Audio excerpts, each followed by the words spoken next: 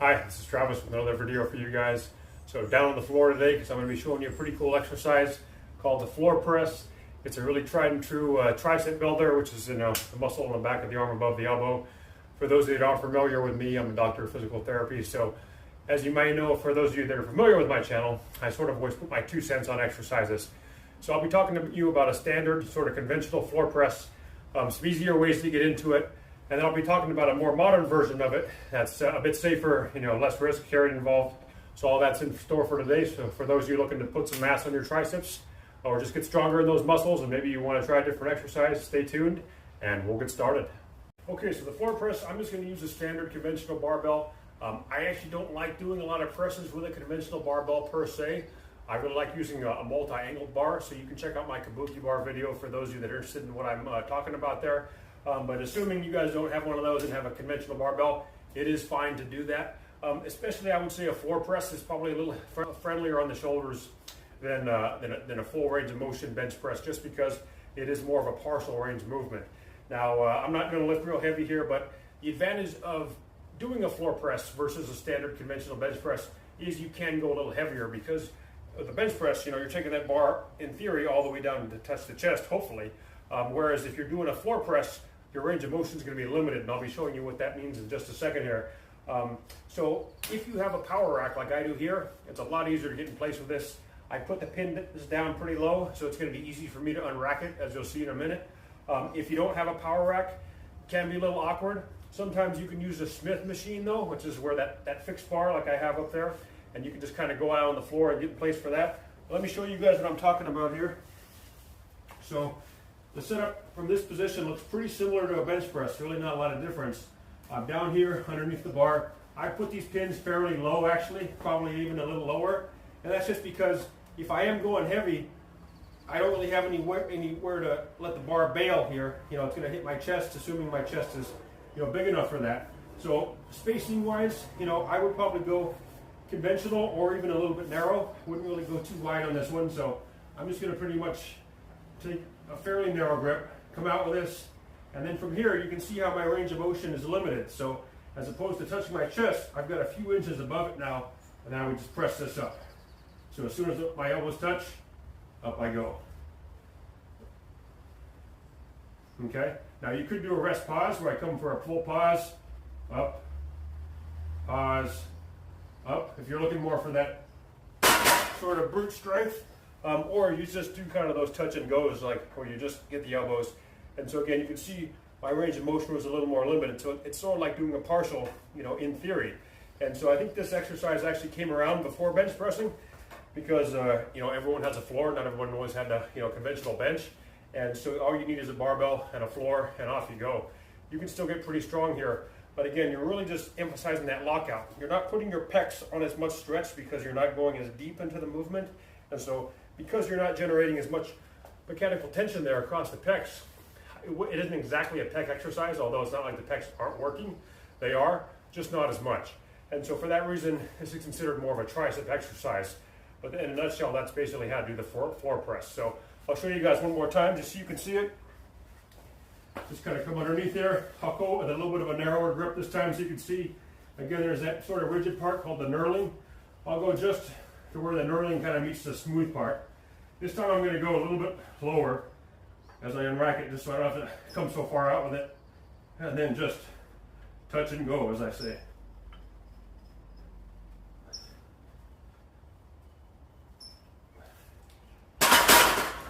And out you go. And again, I'm not working real heavy here, so if I was going to do this as a pure exercise, I'd probably go a lot heavier.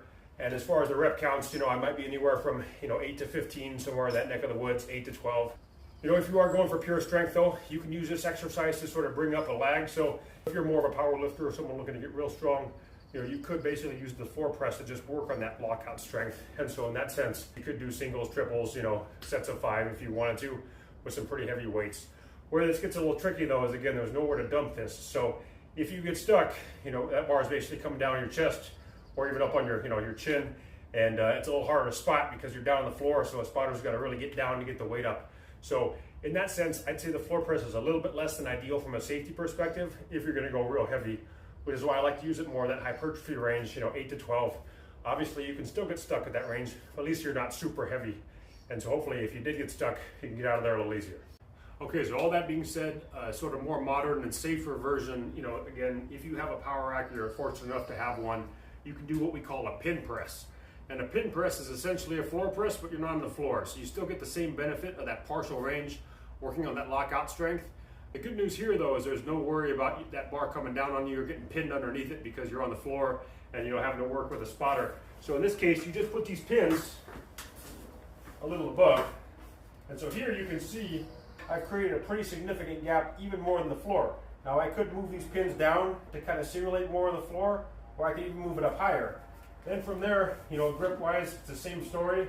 And I just push this up, down to the pins and up. So now I'm just really working purely at that top end. And so now, because I'm really just working just that extension range at the very end, you know, you could go significantly heavier than you probably could in a conventional bench press. And there may be a time and a place to do that. I probably wouldn't work the pins this high generally as an exercise, because that's just such a partial range. I probably would bring this down a little lower to kind of get more in line with that floor press, where maybe I've got, say, you know, a fist or so or a little bit more of space to kind of work that lockout, but still get some range out of it. Because with such a partial range, you know, again, you are going to be very strong. It's going to be just a lot on the joints though, because you're going to be working so heavy. And you know, again, is there really any benefit to that? You know, maybe if you're a power lifter and you really need to work on that lockout strength. If you're more just kind of your weekend warrior or guy looking to build up a little bit of muscle, you know, girl of course as well, I don't necessarily know you'd ever need to go that heavy at such a partial range. So I would say, you know, bring these pins down a little bit, you know, again, probably a fist or so, maybe a little bit more to kind of work on that lockout strength. But that's the pin press, which again is just a variation essentially of a floor press, but quite a bit safer as far as I'm concerned. Okay, so now we're back on the floor. I've got some dumbbells, and so I'm ready to do a floor press. I really like dumbbells a lot when it comes to floor pressing or just pressing in general, primarily because you have that more freedom of movement. Now that being said, again, there are pros and cons to dumbbells versus barbells, and I've gotten into that a little bit in some other videos, so feel free to check out some of my older content if you'd like more of a discussion there.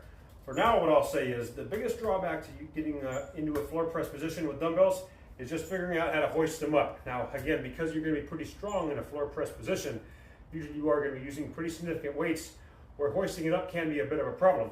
Now, in theory, you can get in here, you know, using the other hand maybe to assist it, but that can just be kind of a hard swing on the elbow. And so then your other arm is kind of left hanging, where sometimes, you know, it can be a bit much to sort of hoist that up. So for the most part, a lot of people aren't going to be willing to do that, or they're just going to have such a hard time or put a big penalty on their elbows when they're really banging around. And so I just feel like it's kind of a compromised position for your body to be in. So I generally don't like doing a floor press with dumbbells unless I have a cool little device called a yoga block, okay? So nothing fancy at all. These are made out of cork, which is nice because they're a little more rigid. You could use a normal, you know, yoga block as well though. And essentially, once you hoist these up, and I'll put it a little closer to the end, all of a sudden I have something now where I can get those in place a lot easier. And so normally I'll pre-position this while I'm standing, so it's not kind of an awkward position for my body to be in, but I'm just trying to show you guys how this works now. So you see how I can give my dumbbells a little bit of height. And again, even those more, you know, foam type yoga blocks could work fine if that's all you have. Just make sure they're stable enough, it's not gonna fall down on you or somebody else's toe or something like that if you've got people working around you. But again, I would just come down in here now, I would tilt the dumbbells, and then from there, you see how I can just pick this up pretty easily, and then off I would go into a press. And again, I can still do a bit of a rest pause, or I could do more of that touch and go style. And then, when I put them down though, I'm not going to put them on the blocks anymore, because at that point it's going to be kind of tricky to get them to stay in. It's just going to be awkward. So I dump them down on the floor, put them back when I'm ready for my next set, and then off I go. So that's a pretty cool way to get in place for them. I haven't really seen too many people do that before. Obviously, if you have a second pair of hands and you have a spotter though, they can just hand them to you, and I think that's probably the more traditional way that they're done.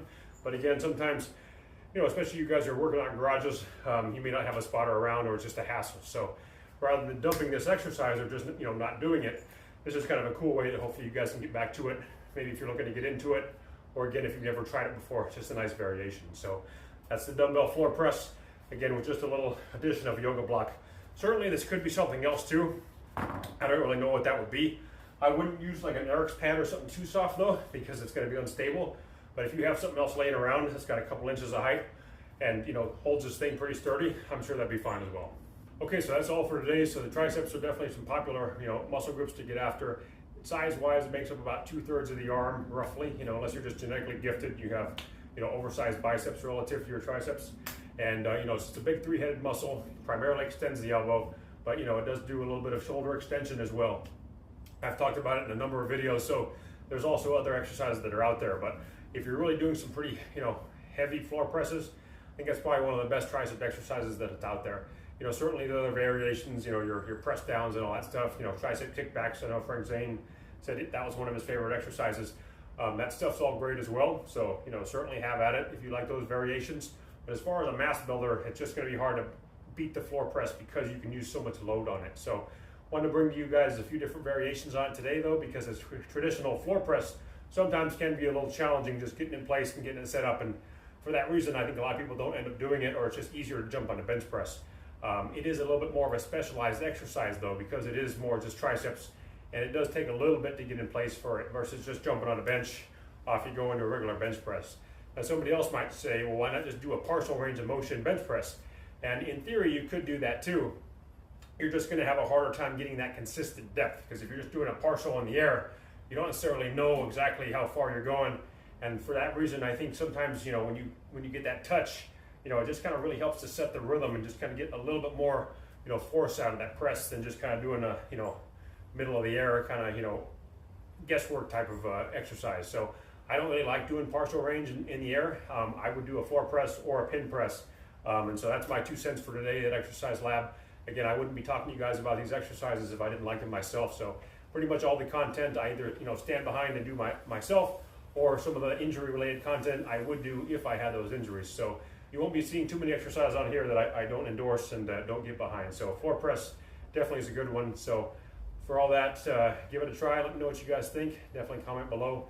Subscribe if you like this stuff, and any upcoming content you'd like to see. I'm all ears. So as always, I hope you guys have some fun.